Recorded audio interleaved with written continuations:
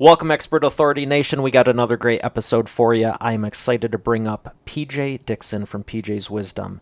Have you ever felt like you're alone? Have you ever felt like you can't do something? Have you ever felt like you have a dream and you want to go after it? Well, PJ is the epitome of perseverance. I met him a few years ago at a conference, and I'm telling you, I'm very honored and privileged to have him on the show because the way he has inspired me personally, I can't wait for him to inspire you. He has overcome so much and he's going to share his story, and he has such a heart, and he is so relationship focused. He is so heart centric focused, and he's a really cool guy. So I'll bring him up right after we thank our sponsor. Every business needs a book, including yours. How would you like to save 5+ hours with every prospect, generate more leads, and profit in your business now, and find out all the reasons why every business needs a book, including yours? Download the Business Book Checklist today at businessbookchecklist.com. Once again, that's businessbookchecklist.com. PJ, it is great to have you here. How are you feeling today? Fantastic, brother. Super duper glad to be on the Expert Authority Effect interviews. Outstanding. And it's really good to be in your presence again. I miss being with you in person. As do I. We had some great times, didn't we? Absolutely. You had a powerful impact on me right from the very first time I met you. You were just a class act all the way through. And I appreciate the influence that you've had on me throughout our friendship. Well, I appreciate what you've done for me because there's been many times that you may have not even known it when you put something out and I was watching you and I wasn't in a good place and I was just like, I'm going to keep going forward. So thank you. Oh, thank you, brother. That makes me feel like I'm doing something correct and right, by everybody listening and by anybody else who might be impacted by the shift that happens in you or anybody else who watches. And that's why I'm glad I have you here today because you do such a great job and you really are heart centric and making a difference in so many lives. What inspired you to start your business? What inspired you to get into this? I mean, there's so many things you could be doing. Why this? So, I'm a little disabled guy in a wheelchair. So most people may not be able to see. I'm sitting in a wheelchair right now. I'm about 4 feet tall, and I was only expected to live until I was 7. And this year I turned 50. So I've lived 43 years longer than I was supposed to. So I figure either I've got something amazing to do or God's pissed and I have some karma to work off, which is probably the case. I'm probably in a little bit of trouble. So that aside, like when I was 7, the Muscular Dystrophy Association found me and put me on stage and allowed me to go to fundraising events and talk to the different funders and the different people supporting the Muscular Dystrophy Association. And so I literally was raised on television and raised on stage and raised in front of boardrooms and raised at fundraising events and raised on radio programs. And so I was constantly, probably 3 times a month, I was out speaking somewhere at least. And so that was a great way for me to live. And then as I grew up into an adult, I wanted to speak, but nobody ever said, hey, do you know that you can do this professionally? And I didn't know that I could do. I mean, I knew that I could do it professionally. I just didn't know how. So I never took any effort until you and I met at a Nick Unsworth event. And Nick was so inspiring to me in that moment. And at that time, I said, I don't want to be in the same place that I am next year. And so in December of 2014, I decided to get my first business coach. And, now I speak professionally and now I do international coaching. And that was it. I mean, I just decided like, I don't want to still be working for somebody else. I want to be doing my own thing. And within about 5 months, exactly 5 months, I quit my job and I was out on my own. And dude, I'm in a good place, man. Like, I'm also shifting my own business. So I got to a point where I was doing so much coaching that I had sort of moved away from the speaking. And now I've shifted, even in the past couple of weeks, to go back to speaking because that's where my real love is. When I get on stage, Mario, it's like I can breathe again. I feel like I literally get on stage. I remember being on the Thrive stage and Thrive, Make Money Matter stage. And I stepped out on stage and I took this deep breath. And it was like my mind said, I'm home again. And this is where I belong. I felt like I could breathe. I belong on stage. And that is where I feel the most alive, the most vibrant, the most energetic. So again, this is a form of a stage for me. So I'm super excited to be here and honored to be invited by you because I think so much of you. Well, I appreciate that sincerely, but the honor is mine because I know you could be speaking anywhere you want, and I'm excited to have you here. I can see people and hear people listening to this, Perfect. and you know what? It's so inspiring to have you. Thank you for coming on. Well, this is where I want to be right now. So we're perfect. So you started your business Mhm. and you didn't want to work for someone. Right. How did you know I want to get into coaching? How did you know this is what I want to do? So you made the decision I don't want to have work for someone. You want to start your own business and congratulations on that. But how Thanks. did you know I want to get into coaching and help people? I mean, again, because there's so many things in the world you could do before starting a business. Now, okay, you're in the business route, but there's so many things you can do within business. How Mhm. did you get into international coaching and helping people how you do? So, excuse me. So the thing is that I have my whole life since I've been a motivational speaker my whole life, like literally since the age of 7, I've been speaking, and people have always come to me. So they've always searched, and it didn't have to be people younger than me. It didn't have to be people my age. Sometimes adults were talking to me when I was like 12 years old and telling me what was going on in their life, and I would offer perspective and suggestions. And I distinctly remember being in Vegas one time doing having a conversation with somebody, and I forget how old I was. I was fairly young. I think maybe 17 or 19, something like that. I was fairly young. And I remember these people that were probably 35 or 45 years old saying to me, wow, I'd never thought about it like that. That's an amazing perspective. Thank you. So I've always been there. Like my heart has always wanted to share and help people be happier and find love and be in love, not necessarily in love with other people, but just in love. And so when I went to Nick, again, shout out to Nick Unsworth for, helping me to see that I could actually do it. And I went to Nick and he said, okay, well, what do you want to do? And at that time, I thought I wanted to be a spiritual teacher. And I still feel like I really am a spiritual teacher. The thing is that I didn't know how to explain what I wanted to do. I was like, I want to talk about love. Like I didn't know that I wanted to be on stage. I mean, I did know that I wanted to speak, but I was seeing myself like in that spiritual guru perspective. And so when I was talking to Nick and I wasn't super clear, he said to me, I've got it. I've got it. Can you help women get engaged in a year? And I was like, yeah, I've helped lots of people find their partner. Absolutely. And as an entrepreneur, that's what you say yes and then you figure it out, right? So I said yes to coaching and I was like, I don't know exactly what I'm going to do for the first 4 months that I trained with Nick. And the first 2 or 3 times that I went to see Nick in San Diego, there were like I would spend weekends with him and he would talk and teach and his staff would talk and teach and the other people in the mastermind would talk and teach and I couldn't understand anything. I didn't know what they were saying. They're talking about funnels and lead pages and landing pages and I was like I don't know what any of this is. So I was completely in the dark. But Nick said, he was like, "Can you coach?" And I was like, "Yeah, I mean, this is what I've been doing." I didn't even know that there was a coaching world out there. I had no clue there was a coaching world until I met Nick. And all of a sudden, I realized that coaches are really supporting all industries all over the world. It's absolutely fascinating. And I just took to it like a fish in water. It was just super duper easy for me to sit and listen and find out and listen with more than just my ears. I would listen with my heart. You can even hear the tone of my voice change right now because I'm dropping into my heart. And when I drop into my heart, I'm listening with significantly more than just my ears. And when I listen with more than my ears, the wisdom comes through me and helps me to help people identify where their obstacles and their blocks are and how to get past that. So I often will say, hold on, I'll close my eyes and I'll get quiet and I'll say, hold on one sec. I want it to come through me, not from me. And so then I'll get quiet and I'll feel and I'll see and I'll just have a knowing.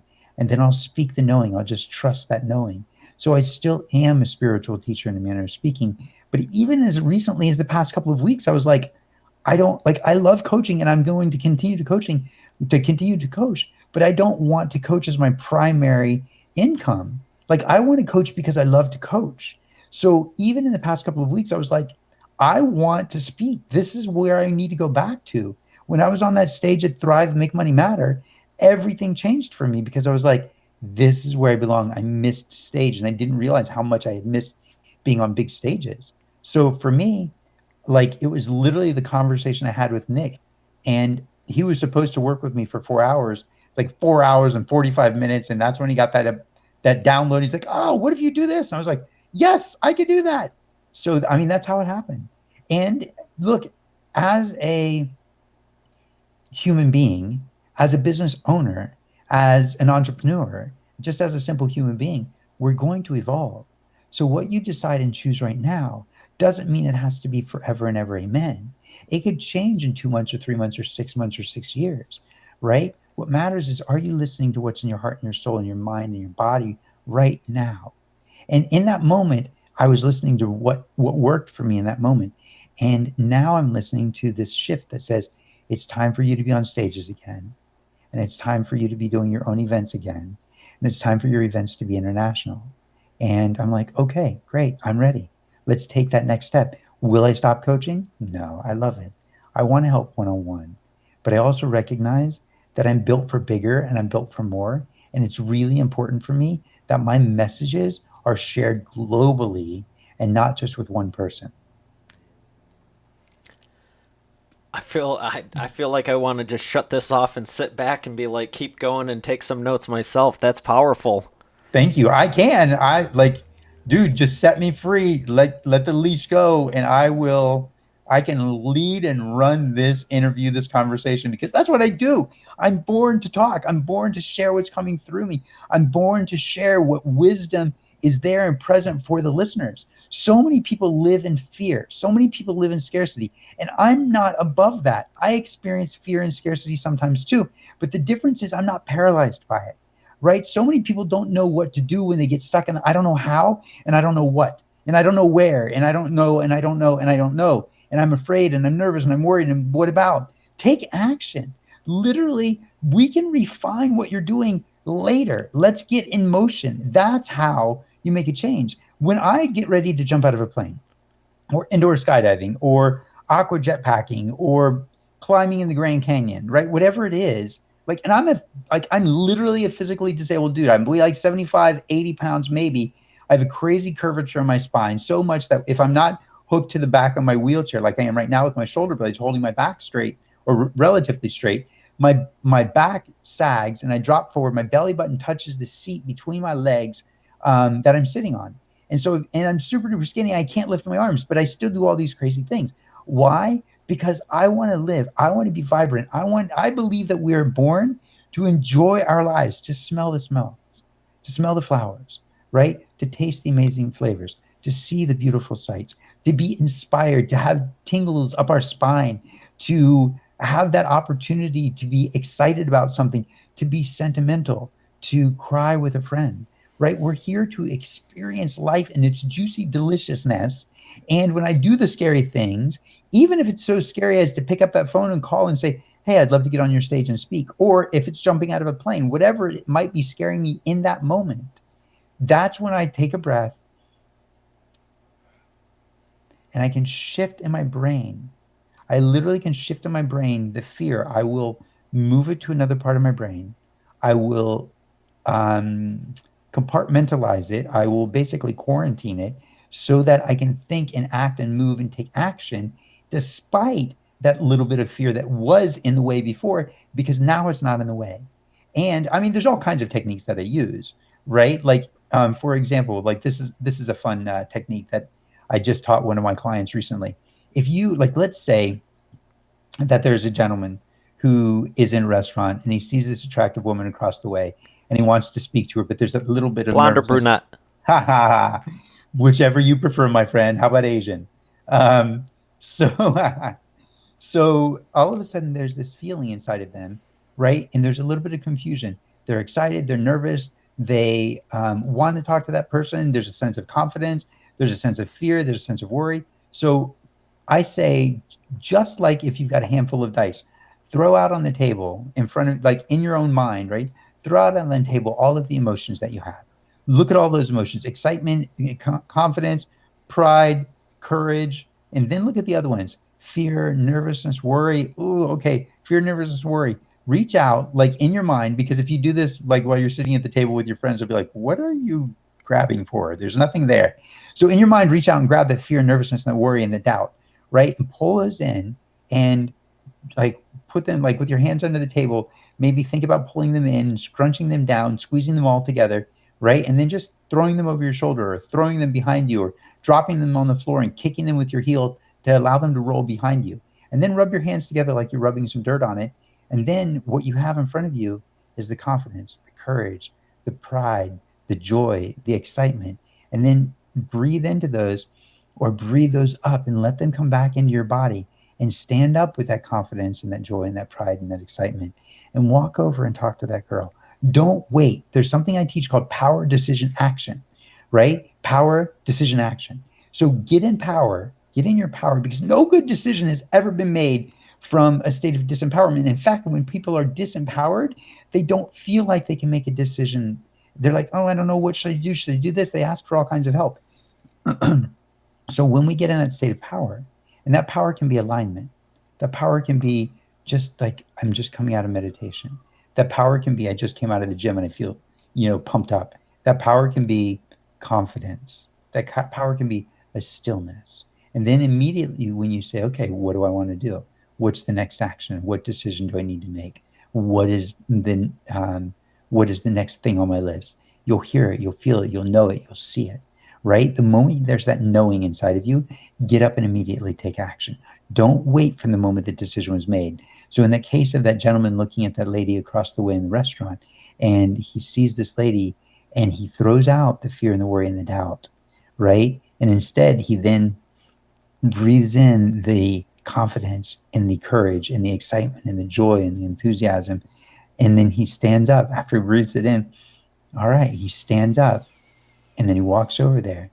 That almost never happens. First of all, right? And I know this is more of a business thing, but I'm just using a technique to talk about how we get over fear, right? A strategy that I use with my clients and with myself, right? So immediately take that action.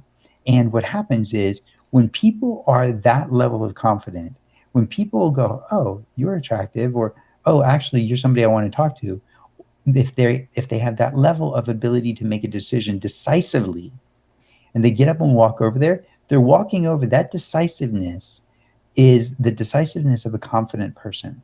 And so when you move with that level of confidence, because you've kicked or thrown out all of that fear, worry, nervousness, and doubt, what's left? Power, enthusiasm, confidence, excitement, joy, presence, right? This is so important. There's a difference between being present. Being present is limiting, but being in the presence is liberating. So if you're present, you're aware of your five senses and the emotions that might be inside of you, and even more senses depending on how you want to break that down, because some people would consider temperature recognition as a different sense also. So being present, you're limited by those senses.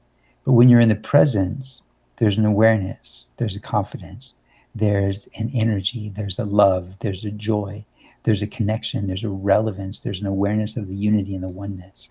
And so when you move with this power, moving with this power changes everything. Einstein said this. Einstein said, nothing changes until something moves.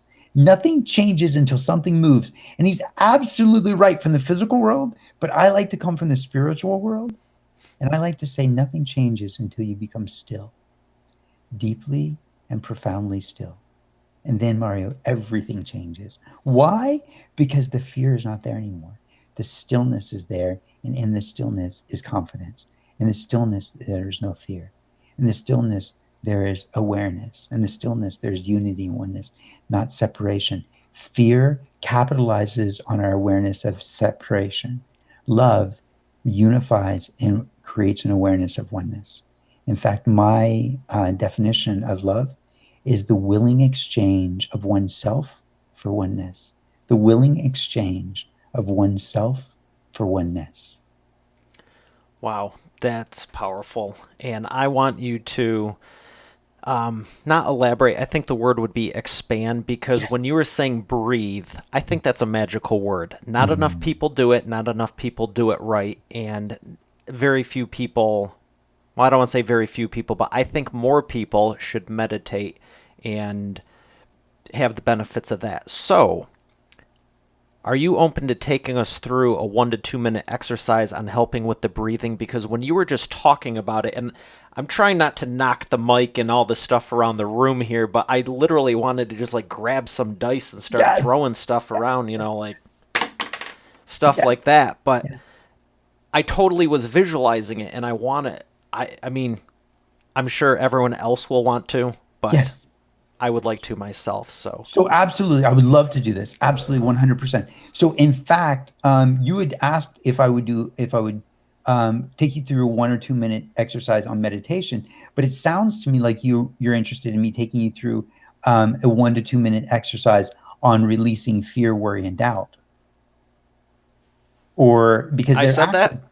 well, that's not what you said, but when you started talking about throwing the dice, right? That's what I was Holy envisioning. spokes! I guess I just signed up for this, but if we can walk over crushed glass and break boards, Right? why not? Well, I mean, it's super simple. Like I'll take you through both. I'll combine them. How about that? Sounds good. Okay, cool. So anybody who's watching, right, identify, well, just begin to breathe. Let's start here. Breathe in through your nose and then pause for a brief moment and then exhale. And as you exhale, allow your exhalation to be longer and slower than your inhalation and allow it to be a complete exhalation. So you exhale all of the air. Pause briefly, then inhale again through your nose, pausing briefly again, and exhaling that longer exhalation, preferably through your mouth, but through your nose is fine.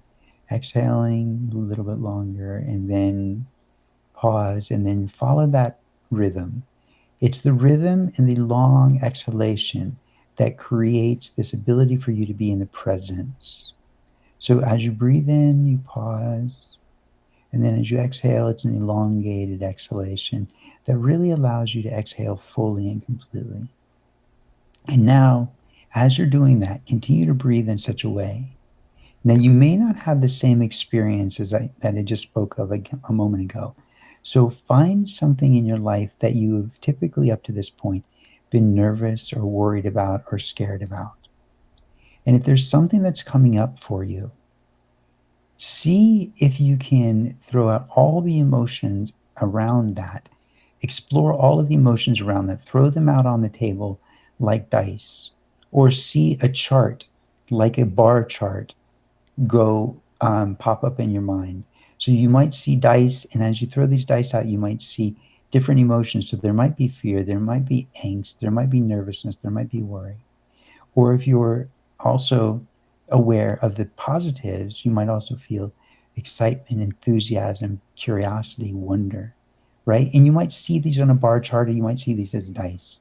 So now reach out physically, actually, since it's just us, physically reach out and grab those dice or physically reach out and grab. So if you're physically doing it with dice, physically reach out and grab the dice that you no longer want to feel the fear, the worry, the nervousness, the doubt, and start to bring those all together and clump them together as if they're clay, and you can mash them all together.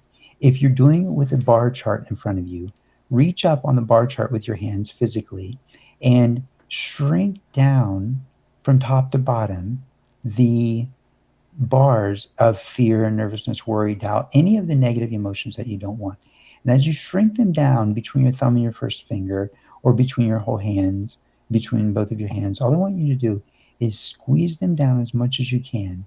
And literally, I see that you have something in your hand, which is great, and throw those emotions over your shoulder. Just literally physically toss those emotions as if you're actually holding something in your hand. Mario is actually holding something in his hand. But if the people are listening and they're not holding anything, throw over your shoulder those emotions. Just literally throw away the fear, the worry, the nervousness, the doubt. Perfect, perfect. Now, keeping your eyes closed and continuing to breathe in through your nose, pause and exhaling through your mouth. Now, reach out and feel those dice of the positive emotions, the joy, the enthusiasm, the excitement, the opportunity, the encouraging feelings, whatever the positive emotions are that you're feeling. And start to, every time you breathe in, watch them come closer and closer to your heart, closer and closer to your chest. And every time you exhale, watch them grow and get bigger. So you're going to breathe them into your chest and into your heart and into your body. And every time you exhale, they're going to get bigger. And so they're going to fill your body. You're going to be filled with that confidence. You're going to be filled with that joy. You're going to be filled with that enthusiasm. And if you're playing with the bar chart in front of you, with your hands, reach up and make the bars wider. Pull them forward and make them three-dimensional. Play with them, and if they're at 60 or 70 or 80%, make them go up 5 or 10%. So expand them, make them get bigger, make them get taller, make them get thicker, make them get more three-dimensional. And as you do this, you breathe those bars into your chest and into your heart and into your body also. And then when you exhale, they get bigger, they get heavier, they get fuller. So you get more filled with the confidence, you get more filled with the joy, you get more filled with the enthusiasm. Feel them in your body. Literally identify, where do you physically feel them? Are they in your chest? Are they in the upper part of your chest? Are they in the lower part of your chest? Are they in the center of your chest? Are they expanding? Are they in your tummy? Are they in your mind? Are they in your brain? Where do you see them? Where do you feel them? And really integrate those. Feel them integrate into your physical body. And as you feel them integrated into your physical body, breathe in to help them integrate even more. And when you exhale, allow them to flow to your extremities, allow them to flow to your arms and your legs and your head, allow them to flow to the front of your chest and to your back. And every time you inhale, let them integrate more and more into your physical being, more and more into your mind, more and more into your throat and your mouth and your voice box, more and more into your eyes, more and more into your heart, more and more into your stomach. Every time you inhale, they integrate. And every time you exhale, they expand, they get bigger, and they spread out more and more in your body. Now take 3 breaths of integrating and exhaling and allow them to really solidify and be you. Allow them to become you. Allow that confidence to become you. Allow that joy to become you. Allow that humor to become you. Allow that presence to become you. And after your 3rd breath, open your eyes.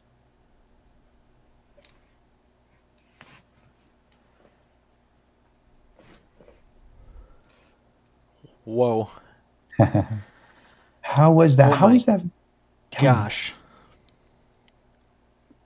How was that when you threw away the negative feelings? What were you picturing or feeling yourself?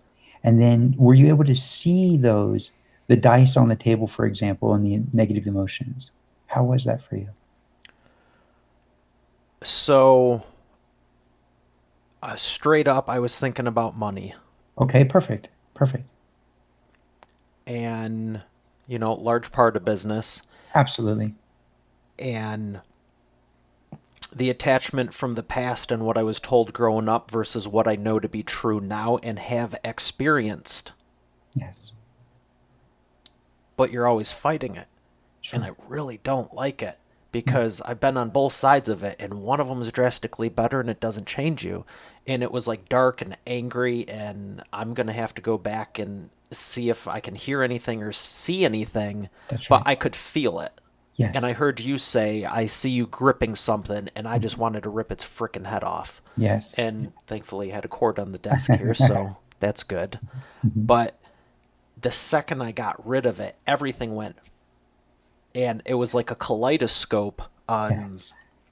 just all these lights and all the good stuff I've experienced, like when we were in San Diego, and Mhm. friends and Yes. family members and people I care about, and all the stuff I've been dreaming about doing that's on my reality list, not Yes. just a dream list.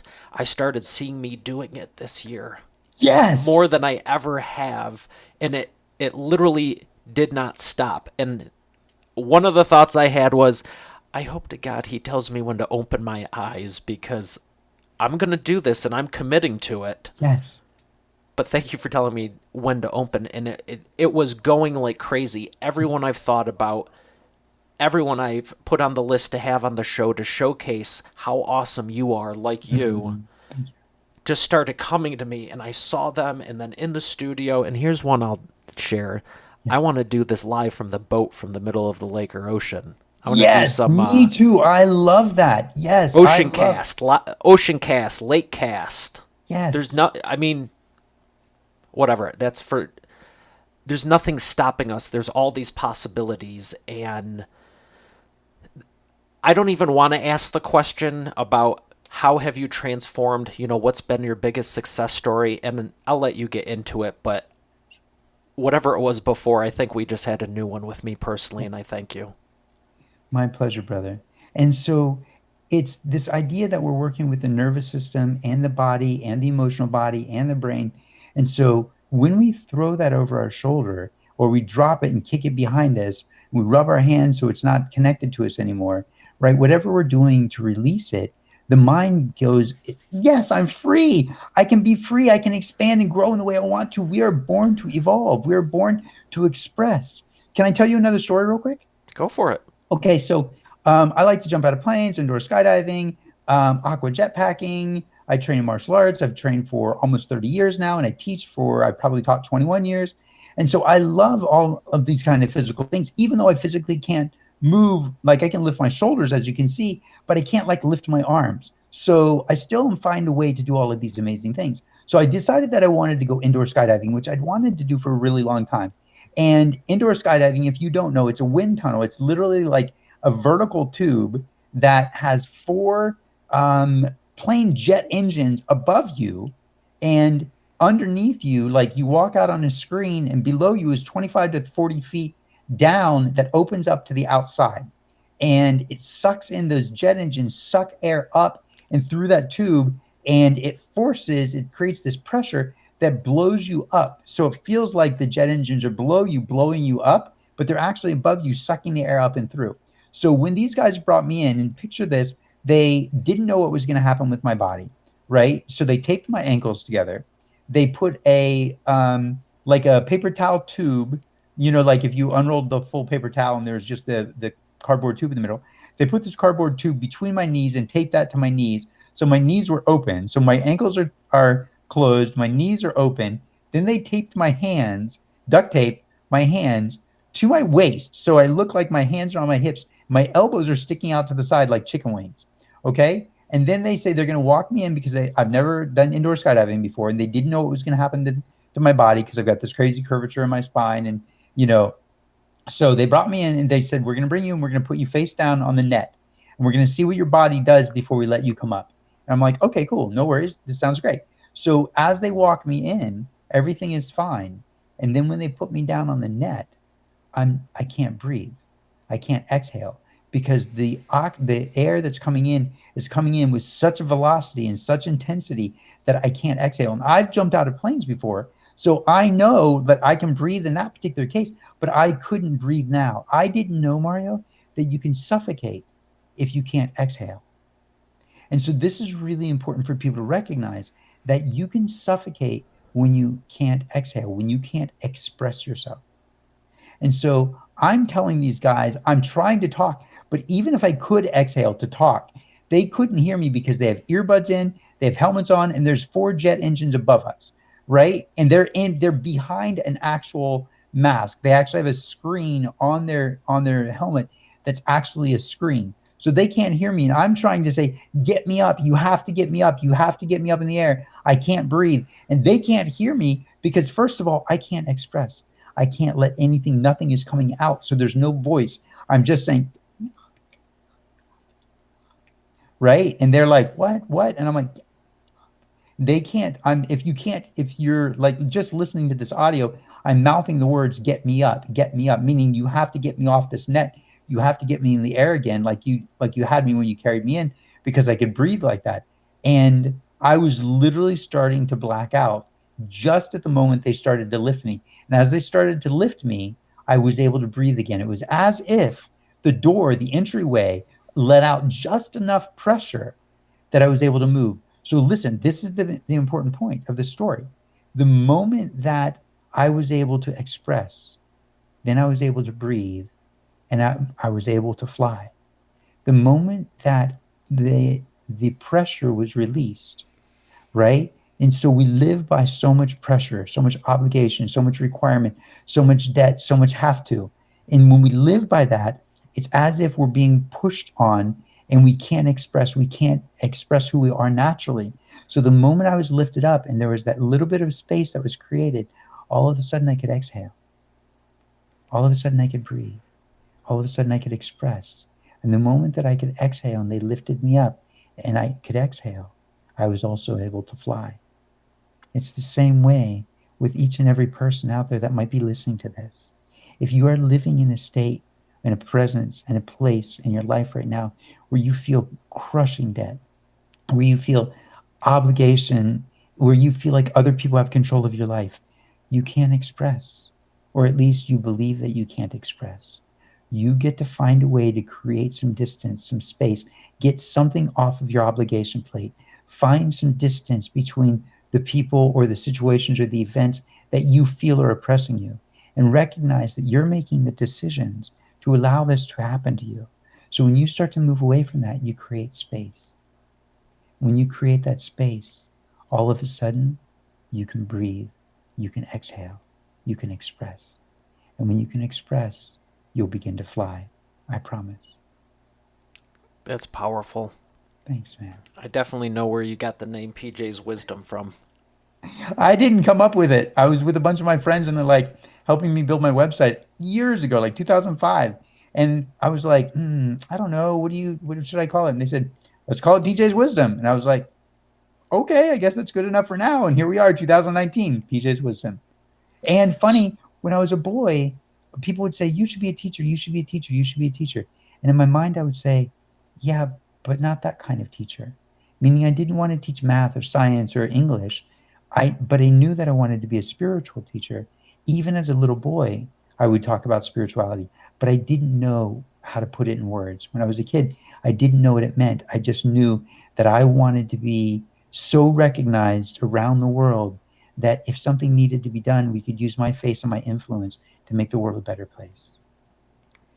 Well, I'm glad you wanted to do that because like I said before, you've definitely impacted my life. And even now, I was excited to have you on, but holy smokes. So, Thanks, brother. I appreciate it. I you think you're know, very kind. my pleasure. So, you're talking about having that crushing feeling, with your clients, with your business, with all the pressures of this, that, the other thing. What would you say is probably the number one thing you come across where people, what do they encounter in their business that holds them back, would you say? The biggest thing is people don't know how, and so they don't take action. Well, I don't know how to do that, right? I don't know exactly what I want. So they don't take any action, right? There's in the limbic system, we talk about the fight or flight response. But the thing is, the limbic system has really four responses. It's fight, flight, freeze, or feigning death. Freezing is what most people do in this particular case, right? In their business, if they don't know how, they don't take any action. If they don't know what they exactly they want to do, they don't take any action. They freeze. Well, I got to figure this out. I got to figure this out. I'm going to talk to a bunch of people. When you become an entrepreneur, especially a young budding entrepreneur, brand new, what often happens is if you've worked for 5, 10, 20 years of your life, you ask your boss, hey, boss, is it okay if I do this? When you become a young and budding entrepreneur, you are your own boss. But the problem is most people think, like, I don't know how I'm going to do this. I don't know what exactly I'm supposed to do. I don't know like how to do it. And so they start asking other people. Well, what do you think? Should I do this? They're still looking for a boss. They're still looking for somebody to give them the approval to take the next step. They're still looking for that opportunity to decide for themselves, right? Or to actually take action, but they're looking for somebody outside of them to make that decision. Don't do that. Get in motion. That 80-20 principle, right? The 80-20 Pareto's law, right? Pareto's principle, I think. But anyway, Pareto's law, I think it's called. So it's the 80-20 principle, which is 80% of your success comes from 20% of the input. Now, it's not always 80-20. It's not always a perfect match right there. It could be 90% of the good things in your life are coming from 3% of the input, right? Maybe you have an amazing, amazing relationship and it's coming from one partner. And your life is so filled with so much laughter and joy and love and excitement and adventure and romance because of one person, not because of all of these other people, but there's so much amazing things going on in your life. And also, simultaneously, it can be flipped where 80% of the negative is usually coming from a minority also. So if you look at this like, I don't know how to do it, That's, I don't know how, is a minor thing. Let's get you in motion and we can figure out how later. Let's get it 80% right, which is a slightly different 80-20 that I'm talking about. But let's get it 80% right, and then we can worry about the other 20% later. Get in motion. Even if you're doing the wrong thing, do the wrong thing so that you can go, wow, this doesn't work. Let me refine. Now that I'm in motion, I can refine. But if I'm not in motion, there's nothing to refine. Right? Again, with my disability, if I'm in martial arts, if I'm in class and I have one of my students punch me or kick me, or it's somebody I've never trained with before, and they, like let's say I'm at an event and people go, "You can really do martial arts?" And I say, "Yeah, come up and I'll show you." And somebody will come up on stage, for example, and I'll say, "Go ahead and punch me," and they're like punch you? I'm like, "Yeah, like here, you can even grab my shirt if you want, so I can't get away." Right? So grab my lapel and punch me. They'll like do this real slow, like awkward, weird punch. Like it's not a real punch. You know what I mean? It's like they just straighten their arm. It's not like there's no energy, there's no life to it. But if I would bring up one of my students and they would actually put some life into it, they would actually punch me. Now I have something to work with. Now I can refine what they're doing. Now I can change their movement. Now I can capitalize on the energy that they're bringing. You can't refine and change something if you're not in action. Get in action. Don't worry about the how or the why. One of my very, very, very good friends, he is so intelligent, but he's so intelligent to a detriment. He's so intelligent to a detriment that he can't take action until his brain has processed all the possible actions that need to be taken and probabilities and possibilities and errors and corrections for the next 5 to 10 years. So he gets stuck in his own thinking. He gets paralyzed by the what if and the hows and the how am I going to handle that? And let's just get in motion. And once you get in motion, we can refine and fix it because in motion means energy. Energy means now we can shape it. We can do something with it, but we can't just do something with thought. And if you're not sure what or how, you may not take any action. And it's that fight, flight, or freeze. And freezing is the worst thing for an entrepreneur. And in fact, freezing is the worst thing for a relationship. Sometimes it can help. Stop. Don't argue, right? Freeze in a moment, rethink. But usually freezing is only because there's danger. If you look at that little bunny, watch any nature show, right? And you see little tiny bunny chewing the grass or whatever. And then all of a sudden, the nature narrator, he's like, and along comes a bobcat. And the little jackrabbit does not know the bobcat is sneaking up on it. And then notice how the rabbit sees the bobcat and stops moving, right? So all of a sudden the rabbit goes, freeze. Maybe the bobcat didn't see me. So I'm not going to move. I'm not going to move. I'm not going to move. And I personally have experience with this. I've literally walked up on a bobcat and I was like, eek, this is a bad idea, right? So literally the rabbit will freeze. And then when it realizes, the bobcat has seen me, then he'll take off. Because the rabbit's not going to fight the bobcat. It's going to flee. It's going to flight. It's going to run. So we got to get you in motion, right? If you're asking me, what's the biggest thing that the people that come to me that have businesses run into? It's not knowing how and not knowing what, so they take zero action. That will kill them. That will kill their business faster than making a mistake. Make a mistake and then make it right. Make a decision. Again, quoting Nick Unsworth, make a decision and then make it right. Now, on the opposite side of freezing and not taking action, Yes. obviously you can take people through a transformation and have massive breakthroughs. What is one of your biggest success stories to date that someone was in a bad place, they came to you, and now they're not, let's say? I love this. I've used this example in other podcasts, but I've never had anybody ask me that question. I'm trained in NLP, neuro linguistic programming, and so I use NLP with my clients a lot. And I have used it for probably 3.5 years now. And it is absolutely amazing. What will take a therapist 12 to 15 years to help somebody get through will take a skilled NLP person maybe 12 to 15 minutes. So I had one of my clients who was in the military. And at the time he was in the military, and he had been in Afghanistan. He had been in other war zones.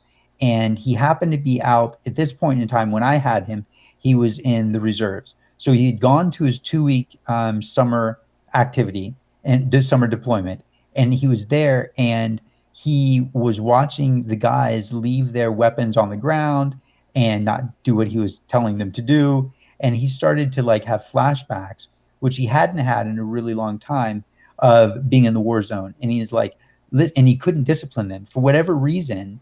His commanding officers were not allowing him to discipline as their commanding officer, and they were like, you can't do that, you can't do this, you can't. All of the options that he had to discipline them and to teach them, he kept getting his hands tied. And so this image kept replaying and replaying and replaying in his head of being on the battlefield and watching people die, right? And so he literally started having these flashbacks, and so he wound up in a post-traumatic stress disorder situation. They sent him home because he kept telling them, look, if you do this on the battlefield, you're going to die. You cannot be separated from your weapon. You need to have it at the ready all of the time. And they were like, whatever, dude, this is just too, like, they had no clue what real war was like. And he wanted to be a medic, and he was actually training to be a medic and had used it, his medic skill set on the battlefield. And he didn't want, as a medic, you want people to heal, you want people to live, you want people to make it, right? So you're not out there wanting to like shoot the bad guy. You're the guy who wants to make sure everybody lives. And he was really, really struggling with being able to shut that off. So they sent him home about a week and a half early. And they had told him, they're like, you are literally going to have to go to two different therapists, psychologists. We're not sure how long it's going to take you, but they were literally getting him ready. And I said, no. And he had called me and said, hey, I'm back early. I'm experiencing some PTSD. Can we do a call? And I was like, absolutely. So we get on a call, and he's telling me this whole story. And I said, no, no, you don't. He's like, what do you mean? What do you mean? No, no, I don't. I was like, you're not going to have to see any therapists. We're going to take care of it right now. And he's like, no, no, no, I have PTSD. They're telling me I'm going to have to see at least two therapists, two psychologists, and they want to start me next week. And I was like, no, you won't have to. You're fine. I'm going to help you get rid of it right now. He's like, what do you mean you're going to, you can do that? And I was like, yes, we can do that. So in about 15 minutes, we completely removed his PTSD, and he had not been out of the house in, I think, a week, because he took about a week to call me, right? And I was like, oh, you're home early. He's like, well, I've been home for about a week. Hadn't been out of the house in a week, hadn't driven his car. And I was like, okay. And he's like, literally in the middle of it, he started laughing. He started laughing because of the technique that we were using. And he's like, this is amazing. So I kept taking him through it because I wanted to make sure we really cleaned it out. And I was like, okay, good. How are you feeling? He's like, I feel amazing. I feel free. I feel light. I feel like I haven't felt in a really long time. I was like, okay, go outside. He's like, go outside? And I was like, yeah, go outside. And he walked outside, and he walked around the corner of the buildings. He walked in and out of cars, and he came back in, and he's like, dude, I'm not worried about like IUD or no, not IUDs, IEDs. EOD, IEDs, improvised explosive devices, right? And not Mm-hmm. IUDs. He should be worried about those. And he came back and he's like, and my flowers out front have bloomed. And he's like, I feel amazing. I feel so light. I feel so relaxed. 15 minutes to handle PTSD. Now, it may not be the same for everyone with PTSD.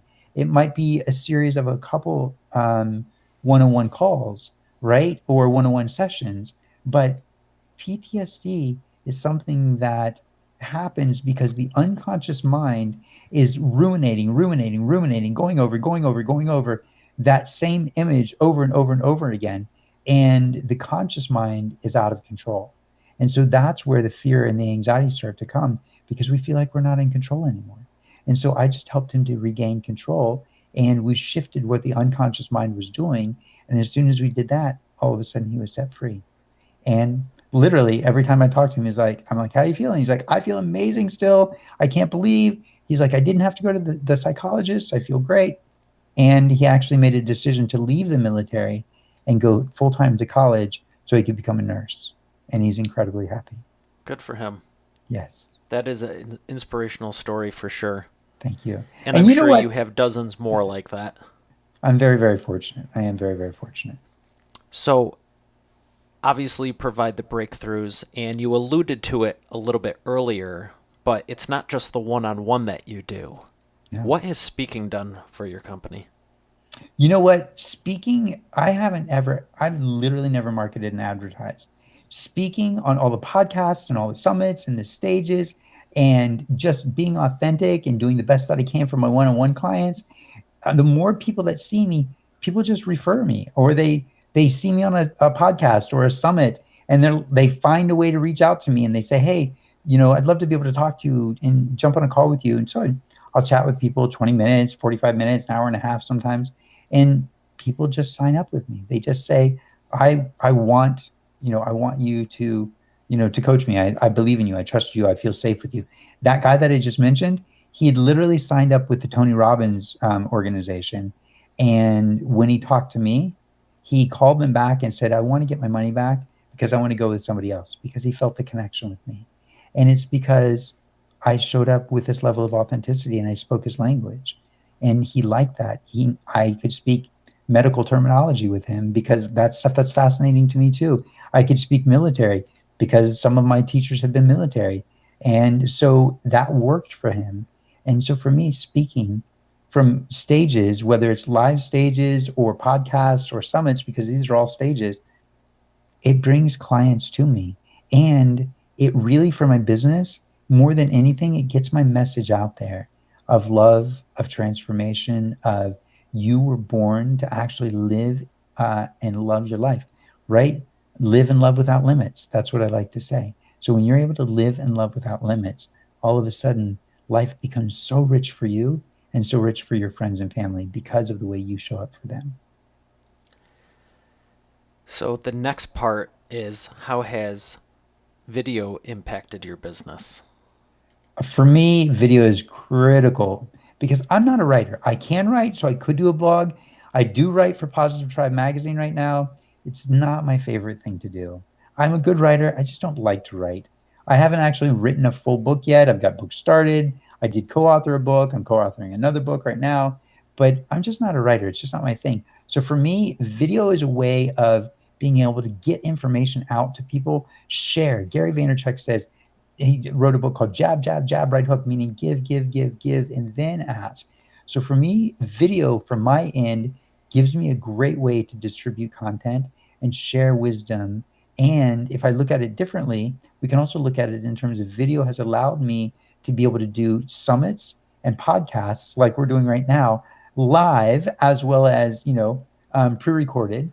But also it gives me a chance to be able to look at my clients, because I might be in Tucson, Arizona, and I've had clients in France, I've had clients in Africa, I've had clients in Turkey, I've had clients in Singapore, I've had clients in um, Canada. So I've had clients all over England. I've had clients all over the world, and because of that, the video allows me to actually look at them and watch their facial expressions. So when somebody says, "No, I'm having a great day," and they sort of twitch or their face like scowls funny, I'm like, "What was that?" They're like, "What was what?" And I was like, "Your face just did this weird thing." I'm like, "Let's talk more about that. Are you really feeling that?" And so the video has allowed a two-way conversation for people who have never met me before to see me and go, you know what? I like you and I feel like I can trust you. And so video, like we can do it across the phone, but video allows people that are not in the same vicinity to connect. We live in a remarkable time right now where the world is becoming smaller, and that is largely because of technology. Video like this and Zoom and Wirecast, right? Is that right? Yeah, Wirecast. And video like Wirecast and Skype, these are things that allow us to really connect with other people around the world. And when we are able to connect with those people around the world, the beautiful thing is the world gets smaller and we're able to love more deeply, and we're able to make friends around the world. And all of a sudden, the differences that we thought were there just dissolve. They're not there. There's only sameness. There's only oneness. There's only love. There's only kindness. There's only friendship. Absolutely love it, brother. I Thank appreciate you for sharing this. you. So, PJ has given us his wisdom, and we're just getting warmed up. This is just the Ooh, first I love part. it. So, we're going to thank our sponsor, and I'm going to Yes. bring him back for the imperfect action round. He has said this theme the entire time, and we're going to expand on it in the next part. Every business needs a book, including yours. How would you like to save 5+ hours with every prospect, generate more leads, and profit in your business now, and find out all the reasons why every business needs a book, including yours? Download the Business Book Checklist today at businessbookchecklist.com. Once again, that's businessbookchecklist.com. All right, we are back live with the party, and I've got PJ from PJ's Wisdom here. We're going to jump into the imperfect action round. PJ, are you ready to rock? Let's do it. I love it. So, what's the fastest path to the cash? Ooh, fastest path to the. Let me try again. The fastest path to the cash. Ooh, tongue twister. One of my business coaches, Shanda Sumter, amazing, remarkable businesswoman and business coach, says the fastest way to cash is getting clients to do one-on-one coaching with you. And I would agree. And I would also add to that that they don't have to necessarily do one-on-one, because if you have any following at all, why not put together a 1 month long event and you just say, hey, I'm going to meet every week and we're going to meet for an hour to an hour and a half. I'm going to teach you some things about this particular topic, and I'm going to open up the floor for open, honest conversation. And to me, $97 for anybody who wants to sign up for the month, that's great. Why not do it? And that to me is the fastest way to cash. In fact, interestingly, I've coached 2 people, maybe 3 already this week, and it's only Wednesday, that I use this strategy with. And I'm helping them to realize when they tell me, you know what, I'm really struggling with money, I need to figure this out. This is the first thing that I do. I say, okay, well, let's look at your skill set. Do you have a following? And if the answer is yes, cool. What skills do you have that would benefit certain people that you know? So can you identify people that you know? And the one guy, like literally right before you and I got on a call, he was like, or on this podcast, he said, I've got probably, I don't know, 10, 20 or 30 people that I know I could definitely help with their business. And I've talked to about it. And I said, great, reach out to each one of them personally and say, I'm going to put together a month-long training or a 6-week-long training, and it's going to be $97 or $150 or whatever. And here are the things that I'm going to teach, but I'd also love to know what you'd like to learn. And I'm going to make it general enough for everybody to understand principles. But then I'm also going to open up the conversation so that you can ask me questions specifically about where you are in your business, so I can help you also coach you specifically. Fastest way to cash is to serve somebody. Give something to them right now that's helping them overcome a pain point or sticking point for them.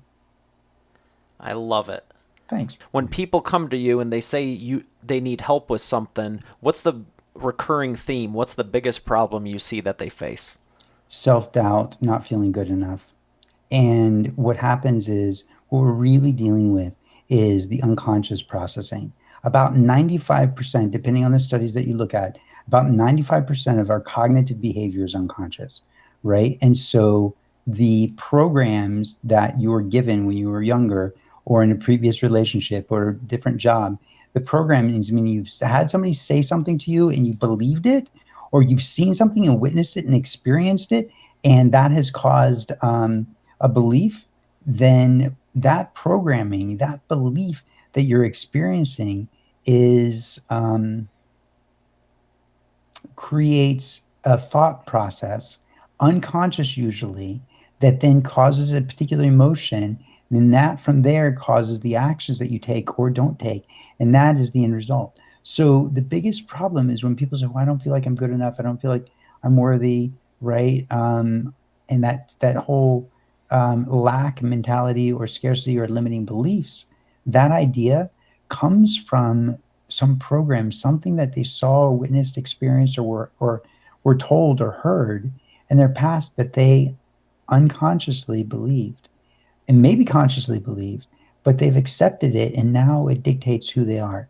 So I like to say this. I say, think your thoughts. Don't let your thoughts think you. Think your thoughts. Don't let your thoughts think you. And what I mean is consciously choose what you want to think. And then there's a freedom, there's a bliss in that. But if instead you allow your thoughts to think you, meaning your thoughts think whatever they're going to think and you're subject to whatever they're saying, that means you're also subject to whatever emotions rise up. And that means that you become limited. That means you don't take action. That means that you hold yourself back. That means you doubt yourself. That means you think you're not good enough because something is playing in the background, unconscious, that you may not even know, that's saying, I'm not good enough. I'm not smart enough. I'm not pretty enough. I'm not good enough. I don't know how to do this. I'm probably going to fail. What if I succeed? And then I don't know how to do that. And then I fail at being successful, right? So there's always this perceived danger. There's a big difference between real danger and perceived danger. If I'm running from that bobcat that I was mentioning, I wasn't actually running, but like when I came in essence face to face with that bobcat, and I was like twice, in fact, twice. And when I came face to face with that bobcat, and I started to back up, I had to change my position. That was real danger because as long as I stayed close enough for it to pounce on me, it was likely going to pounce on me. And so I had to move, I had to change, I had to shift. But that's real danger. What usually happens in our mind is perceived danger. I'm not good enough. And so if I do something and then I look foolish, then it's going to be embarrassing. Or what if I say this and the person gets angry, then I'm going to feel guilty. So what happens is that unconscious mind tells you you're not good enough, you're not smart enough, you're not able enough, you don't know how. And it creates this fear and it creates this paralysis in you or causes you to do something completely different because believe it or not, it's trying to protect you. It's trying to keep you alive. It's trying to make you so that you can live longer. It doesn't care about the quality of your life. It just cares about life. It just wants you to live. But we want you to have quality of life. So this is why you get to think your thoughts and not let your thoughts think you. This is where you get to decide this doesn't work for me anymore. This is where you get to, even if you get angry and you're like, this doesn't work for me anymore. I want something different. That's great because anger is a tool that inspires energy and gets you your power back. So you can take that next action. And it might not be that crazy energy. It might just be like, you know what? That doesn't work for me anymore. I don't want to believe that anymore. Like you said about the money, you're like, there's the old belief and there's the new belief. There's the new knowing, and there's the old belief. It looks like this. Programming looks like this. Somebody said, you say, hey, I need a word processing program. And your parents give you Corel. Corel, Corel, old school. I don't even know if you know what that is, right? And you send something to somebody, they're like, hey, send me an email with that document. You're like, okay. And they get it and they open it up. They're like, why did you format it like this? It's real weird looking. And you're like, no, it looks great on my screen. They take a screenshot and send it to you. You take a screenshot and send it back to them. And they go, it looks fine on your end. It looks terrible on my end. What program are you using? And you go, oh, I'm using Corel. And they go, Corel? What's Corel? They're like, why are you using Microsoft Word? And I go, I don't know what Microsoft Word is. What do you mean? Why am I not using Microsoft Word? That's the problem. When we were younger or in previous relationships or with previous jobs or, with a cousin or a sibling or somebody that we really admire and they say something to us that makes us then question who we are. We might have seen our parents do something. We might have heard something or overheard something. We might have had somebody tell us something. And that one time we believed it. That was the programming. But what happens if somebody goes, hey, you have a choice between Corel, which almost nobody uses, or you have a choice between Microsoft Word, which most people use. Which would you prefer? I go, well, I think I'm going to go with the Word. So now I have a choice. So now my belief is that I've got the tool that's going to help me be successful with everybody else because now I believe I got the right tool. But we don't consciously know most of the time where that programming came from.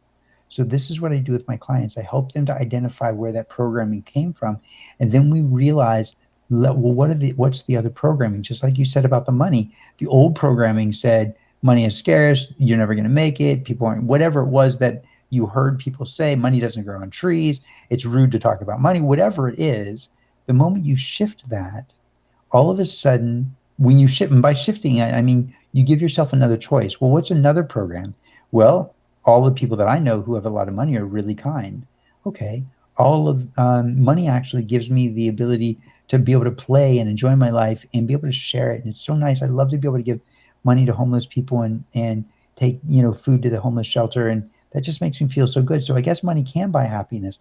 Wow. Okay, so you mean I could believe that money doesn't buy happiness and it doesn't grow on trees and it's difficult and it's always going to be scarce, or I could believe that it's actually fun to make and it's fun to share, and spiritually it's okay for me to have a lot of it, and when I have a lot, my heart gets to shine even more and I get to be even more loving and more generous, and I get to go out and play and take people and family on vacations. Wow, what a great life. I'm going to choose that. Now all of a sudden when I choose, that's what my new belief becomes. When that becomes my new belief, then there's new thinking in my head. New thinking creates new emotions create new action, and we have a different end result. It's a fantastic end result. I mean, so many people that I encounter in business too, it's the same thing. I don't go as deep as you as into the NLP and all of that, but so many people, it's like, I want to do this, and their limiting belief is here. It's like, maybe it's publishing a book, maybe it's starting your own podcast, maybe it's starting a video show. Well, I don't know if I can do it. I'm like, I didn't know either. I've never done that before. Well, of course you haven't done it before. That's why you're learning. I'm here to help. Right. So it's so important to get past those limiting beliefs. And my favorite part is what the question I have for you next is how do you maximize all these? How do you maximize all of this? Once you implement it, you take the action, you resolve it. How do you maximize the lifetime value? So what happens with NLP, for example, is once you reprogram your nervous system, you the neural pathway in the brain changes. So the human brain is, in essence, pretty lazy. It wants to do the least amount of work to get the maximum value, and so it will create an information highway in the brain that it always goes this route, thinks this, thinks this, thinks this, behaves this way, and it creates this routine. It creates this habit. So it doesn't have to consciously think about it. It doesn't have to expend any additional energy. It goes, okay, do the default program, use that synaptic curriculum, right? The curriculum that says we go this and we do this first, we do this first, we do or second, third, fourth, right? So now we've got this synaptic curriculum, we've got this program, we've got this process, and all habits are just a practice process. So the moment that you go back and you start to change that pathway, a friend of mine described it like this. She said, let's say you're snow skiing down this beautiful, beautiful mountainside. You're the first one on the mountain. You create this amazing trail. And then after you, there are 200, 300, 1,000 people that are skiing. And all of a sudden, the snow starts to get kind of like packed down. And you wind up getting on the same trail that everybody else is on. That's what happens in your brain. Your brain gets stuck running the same process. And you can't seem to, you're like, I can't get off of this trail. I can't get on that fresh snow over there. You have to stop and consciously choose to step off of what you were doing and step onto a new path so that you can create a new trail. And the more you are able to create that practiced process, right, where you go, okay, so let me just, right, I'm creating a new synaptic curriculum. I'm creating a new habit. So I go over it again. I go over it again. Oh, well, I'm doing the old way. Okay, cool, no problem. Just fix it. So it's just a constant method of readjusting. But when you do NLP, NLP goes in and rewires the brain and the nervous system very, very quickly. And so most of the time, people won't return to the old ways. There will be some shift, some change, even if it's 1%. That 1% at the end could be a huge difference. And if you want more changes, you just go back and you just you practice that process again. So you reinforce the learning and the change. The more you reinforce that change, the more it becomes standard practice. And here's the thing that I like to do. There's this really neat thing that I witnessed and experienced recently. You know how when we accomplish something, a lot of people talk about, well, you should reward yourself. So it's great. Most people reward themselves by going to dinner, or they go on a trip, or they take a break, or they go work out, or they get to watch their favorite show, eat their favorite food, whatever it is. But the thing is, they just go and they travel and they go to that to eat, or they go to that movie, or whatever it is that they do. But they often, what I found is they don't link that good feeling, that experience, that reward back to the accomplishment. So what I like to do is I like to link it back to the accomplishment, where I go, oh, this is really great. I'm really enjoying this. Why is it that I get to do this? Oh, because I accomplished that. Right. So I'm so glad that I accomplished that because I get to have this fun and enjoy this. So I create this feedback loop inside of my being, inside of my brain, and inside of my body, inside of my nervous system, inside of my emotional body, so that I have this constant reminder that says, this is so much fun. I'm really enjoying this. I'm really glad I'm getting to do this. And why do I get to do this again? Oh, right, because I accomplished that. Every time I accomplish this, I feel so amazing because I get to come and do the fun stuff too. So it just, you can see the smile on my face is getting bigger and bigger and bigger, because as I loop it in my head and I even speak the words, I just start feeling better and better and better. I get more energetic and more excited. And I'm like, cool, what's the next thing I can accomplish? What's the next thing I can do? Because I get to have that reward. When you link the reward with the action that you accomplished, that you did, and then you look at that action that you did, that accomplishment, and you tie that to every time I do it, I get to feel this and go and do this and have this experience. All of a sudden, you create this loop and you feel better. When you feel better, you do more. And it stays because it creates that practice process that becomes that habit, that new habit. And when it does that, all of a sudden, that which you wanted to change becomes a lifelong change. And all you have to do is go back periodically and rewarm it up. I am so glad you're talking about how you anchor it with your clients. You want to know one of the things I do when I'm launching books with my clients? Yes, what? Whether it's books, a movie, the podcast here, music. Not only does it trigger both sides of the brain, but you can grab your wrist, you can grab your ear, you can grab your whatever, but check this out. You anchor it to a song, and now every time you hear that song, it triggers it. So Mm-hmm. every time I've launched a book, there's a song that is like my theme song. And even when I was working on the podcast, I have a theme song for this. So I have my launch song. And the cool thing is, it can be any song you want, but when you have one that's current, it's like you could be having the worst day in the world. You're running late for something. There's traffic. You forgot to do XYZ. Maybe the feed drops. Who knows what's going on? But then out of nowhere, you're like, "Oh, it's my song," and That's my all song. those emotions come back to it. Yes. I love that. I love that. I actually was listening to music before we got on here too, because I love music.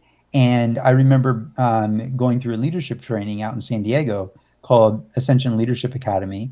And that was one of the things that we did. We also linked those good feelings with music and specific songs also. And that really does remarkable things for people. Again, it's a practice process, though. Don't do it once and expect it to always be there. And it's not just that you sort of link it, you emotionally link it. You raise up that vibration, you bring in the energy and the emotion and the feeling and the experience that you want as you're listening to that music. And the more you do that, the more you up level that emotion while you're listening to that music, and you link all the different pieces in your mind and your body and your nervous system. As the more you do that, the more that song is going to actually trigger you quicker and more and stronger. I actually use a trigger or an anchor, an old samurai anchor, where they would tap the back of their teeth 3 times, and I use that to bring 3 different experiences and emotions, to empower myself, to feel excited and happy and joyful, and also to feel powerful and confident and focused, right? And so I will tap the back of my tongue, and then I'll sort of dip my head a little bit because it reminds me of being in Japan one time. And one of my martial arts teachers, my martial arts teacher, there were about 100, probably 100, 150 people in the dojo that day, a lot of people in the dojo. We had Japanese television cameras in there. And my martial arts teacher said, PJ, come up and do a technique. And I wish I still had this video. It was such a great technique. And my friend punches me, and I take him down really quickly. He punches, I move my head out of the way, I capture his arm between my head and my shoulder, and I'm able to like take him off balance enough to drop him. And then as he starts to get up, my Japanese teacher, Hatsumi Sensei, says "uga duga duga duga." That's my best Japanese, right? He says whatever he says to Rob, and my friend Rob turns around and he hands him a sword, a bamboo sword. And Rob grabs the sword and he turns around. He doesn't turn around and get into kamae or posture or position or anything like that. Rob grabs the bamboo sword and he turns around and he swings it as fast as he can at me, right at my neck, like he's planning on taking my head off of my body. And as he swings it, you can hear everybody in the audience go, and you can hear the blade cutting the air. And immediately, as I see him do that, he doesn't even like warn me. I literally just duck and turn my head sideways, and it goes right over my ear, barely brushes the hairs on my ear. And I pop back up on the other side of the blade, and I'm close enough. He's close enough at this point for me to reach forward, grab him by his wrist between my arm and my chin, and buckle his balance, cause him to fall, and I've got the sword. He falls on my left side. I've got the sword on my right side. Amazing, right? That was power. That was focus. That was confidence. That was drive. And that's one of the things that I anchor into this. Another time is being on stage in front of 1,000 entrepreneurs, speaking and feeling like, oh my gosh, I'm alive again, right? And another time was when a friend of mine challenged and made some of the women in my life feel really, really unsafe. And I had to step up to him and turn on that masculine energy. So he realized that what he was doing was no longer acceptable in my presence. Right. And so I linked all of those together. I anchored all of those to that tapping behind my teeth like the samurai, and then ducking my head like that. It's on, bro. Like, I'm immediately empowered, strong, focused, driven. And I'll use this in the middle of the night if I'm working late. I'll use this in the middle of the day. I'll use this if I'm feeling, a little bit tired. Boom, immediately I'm on and I'm ready to go. And right now you can even see my facial, expressions are different.